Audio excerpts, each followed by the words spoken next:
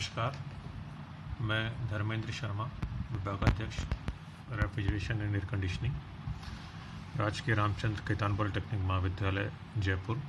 आज subject code 307 air conditioning design and drawing के chapter number 3 duct designing के 5वें पार्ट, जिसमें कि हम स्टैटिक रीगेन मेथड से डक्ट डिज़ाइनिंग के बारे में बात करेंगे।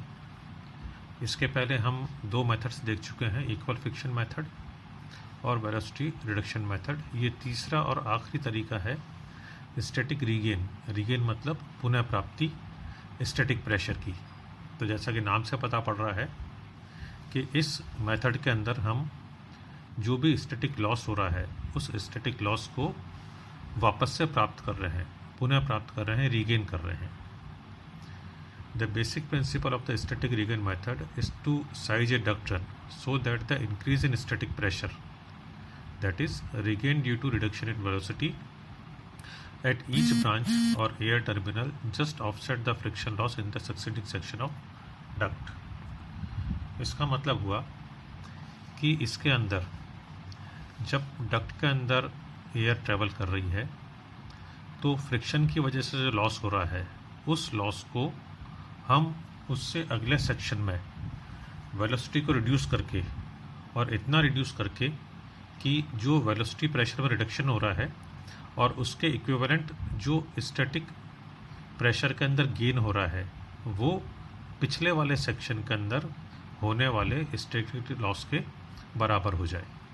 तो हर ब्रांच के ऊपर, हर टर्मिनल के ऊपर जो स्टैटिक प्रेशर हमारे को मिलेगा वो स्टैटिक प्रेशर समान मिलेगा। ये इसका बेसिक प्रिंसिपल है। अब इसके डिज़ाइन करने का जो तरीका है उसमें आप देखिए, सबसे जो पहला स्टेप है, the main duct size is calculated in the same way as an equal friction और वेलोसिटी रिडक्शन मेथड। जो पिछले दो तरीके हमने करे हैं उसमें जैसे हम मेन डक्ट की साइज़ को कैलकुलेट करते हैं उसी तरीके से इसके अंदर भी करते हैं। यानी कि एयर डक्ट की वेलोसिटी को हमारे को चूज़ करना है जो कि मेन डक्ट की वेलोसिटी होगी। जो टेबल हम काम में ली थी पहले वही टेबल हमारे को अभी भी काम में लेनी है। और जो एयर की फ्लो रेट है वो एयर की फ्लो रेट हमारे पास में हीट लोड चार्ट से आएगी कि AHU या FCU से जो हवा निकल रही है उसका टोटल वॉल्यूम कितना है।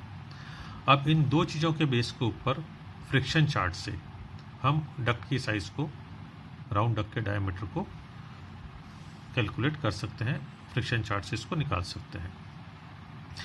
मेन डक्ट के आगे का जो डक्ट सेक्शन होगा उस डक्ट सेक्शन के अंदर हमारे को आर्बिट्रेरीली वेलोसिटी को रिड्यूस करना होगा, और इतना रिड्यूस करना होगा कि उससे जो स्टैटिक प्रेशर में गेन हो रहा है वो गेन पिछले वाले सेक्शन में हुए स्टैटिक प्रेशर के लॉस के बराबर हो।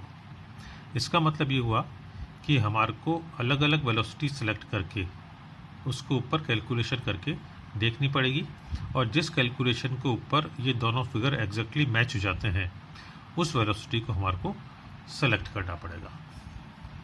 तो यानी कि काफ़ी सारी कैलकुलेशंस जो है इसके अंदर इन्वॉल्व हो जाएगी, और ये कैलकुलेशंस मैनुअली करना पॉसिबल नहीं है। इसके लिए कोई सॉफ्टवेयर हमारे को काम में लेना पड़ेगा जिससे कि हम डिफरेंट वेलोसिटीज़ को ऊपर मैच करके देख सकें कि जो स्टैटिक प्रेशर के अंदर गेन हो रहा है वेलोसिटी रिडक्शन के कारण वो पिछले वाले सेक्शन में हुए फ्रिक्शन लॉसेस के एकदम बराबर हो जाए।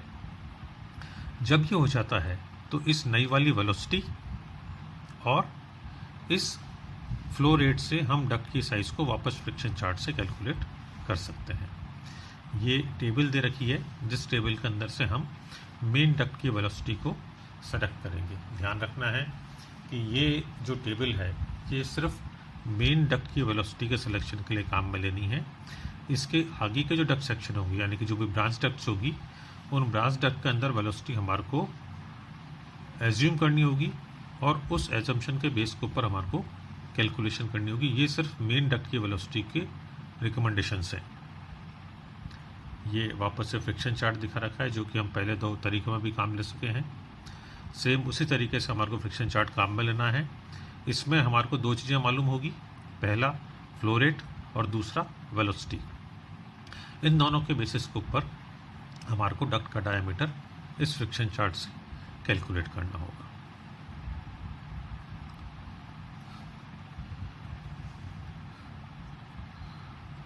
तो ये तो हुआ तरीका।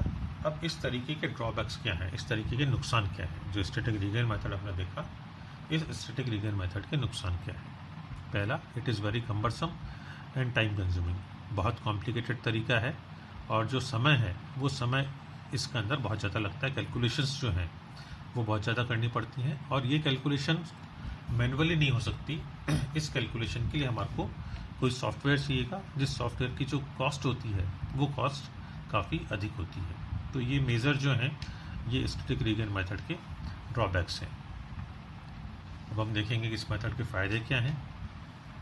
तो जैसा कि हमने डिज़ाइन करते वक्त देखा कि हर ब्रांच या हर आउटलेट के पहले जो स्टैटिक प्रेशर है वो स्टैटिक प्रेशर समान होता है, यानी कि पहले आउटलेट पे जो स्टैटिक प्रेशर है वही स्टैटिक प्रेशर हमारे को लास्ट आउटलेट के ऊपर भी मिलेगा। हर ब्रांच को ऊपर जो स्टैटिक प्रेशर है वो इक्वल मिलेगा। इससे फ़ायदा ये होगा कि कहीं पे भी हमारे को डैम्पर्स लगाने की ज़रूरत नहीं पड़ेगी, ना तो किसी भी डक्ट के अंदर, ना किसी भी ब्रांच के अंदर, ना किसी भी एयर के आउटलेट के ऊपर। इस वजह से जो एयर बैलेंसिंग की और डैम्पर्स की जो कॉस्ट है उस कॉस्ट के अंदर ह्यूज सेविंग हम इसके अंदर कर सकते हैं। तो हम देखते हैं कि मेथड जो है वो कॉम्प्लिकेटेड ज़रूर है, मगर जहाँ इसको हम काम में ले सकें वहाँ पे इनिशियल डिज़ाइन का टाइम ज़्यादा लगेगा, डिज़ाइन की कॉस्ट ज़्यादा लगेगी, मगर डक्ट मैन्युफैक्चरिंग की कॉस्ट और डक्ट की जो बैलेंसिंग की कॉस्ट है उस कॉस्ट में हम सेविंग कर सकते हैं। तो इन दोनों फैक्टर्स को हमारे को कंपेयर करना पड़ेगा कि हमारे को डिज़ाइन की कॉस्ट ज़्यादा लग रही है या फिर बैलेंसिंग और डैम्परिंग की कॉस्ट के अंदर हम सेविंग ज़्यादा कर रहे हैं। जो भी सेविंग ज़्यादा होती है, जैसे मान लीजिए अगर एयर बैलेंसिंग और डैम्पर्स की कॉस्ट में सेविंग ज़्यादा होती है तो उस केस के अंदर हम इस मेथड को यूज़ में ले सकते हैं। अदरवाइज़ नॉर्मली ज़्यादातर केसेस के अंदर जो मेथड काम में लिया जाता है वो होता है इक्वल फ्रिक्शन मेथड, जो कि इन तीन मेथड जो हमने स्टडी करे उनके अंदर सबसे इजी है, सबसे क्विक है और काफ़ी रिलायबल है। सिर्फ एक ड्रॉबैक ये है उसका कि हमारे को उसके अंदर डैम्परिंग करने की आवश्यकता होती है। धन्यवाद।